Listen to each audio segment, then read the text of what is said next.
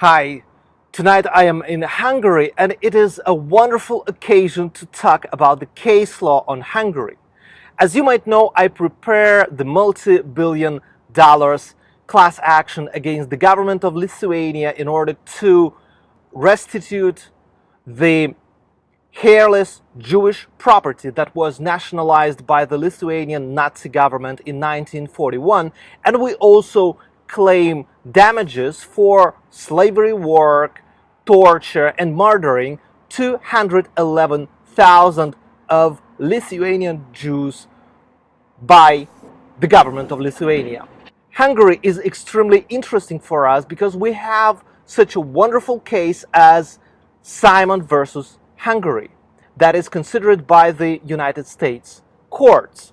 So last year we had a decision made by the Court of Appeals of the United States for the District of Columbia. So what does that decision say? That decision is wonderful in many aspects. First of all, I am happy to read it, and I laugh when I read it because, we have a Nazi president of Lithuania. His name is Gitanas Nausėda. So he says that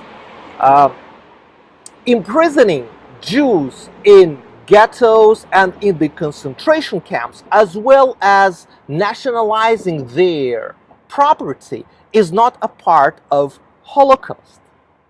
And this decision of the United States Court of Appeal is surprising for the Nazi president of contemporary Lithuania because it clearly says that the United States courts consider imprisoning Jews in the ghettos and in the concentration camps, as well as confiscation of their property, nationalization of their property, is a part of Holocaust. So this is a consciousness shift. You would never hear this from a Lithuanian judge. Then the order itself is on recognizing the United States as the first instance for this kind of litigation. So first of all, the Court of Appeals says that the United States Foreign Sovereign Immunity Act does not require exhaustion of the internal remedies. In other words, before addressing the United States courts for restitution of property, heirless property, and damages, you are not obliged to address the internal Hungarian or Lithuanian courts. And this is a wonderful thing.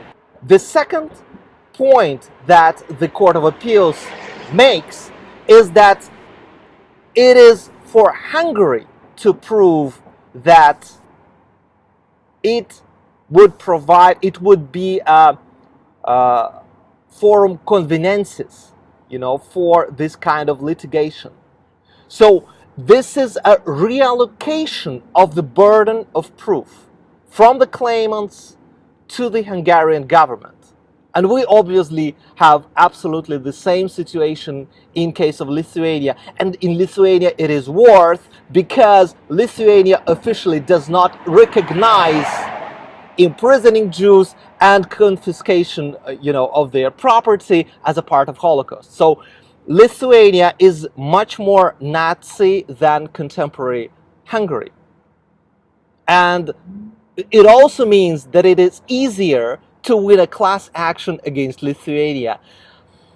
And finally, I love this order because it justifies itself by the policy of the American government. So the decision of the United States Court of Appeal says that we interpret our legislation and the general principles of international law in this manner because this is a policy of the United States of America.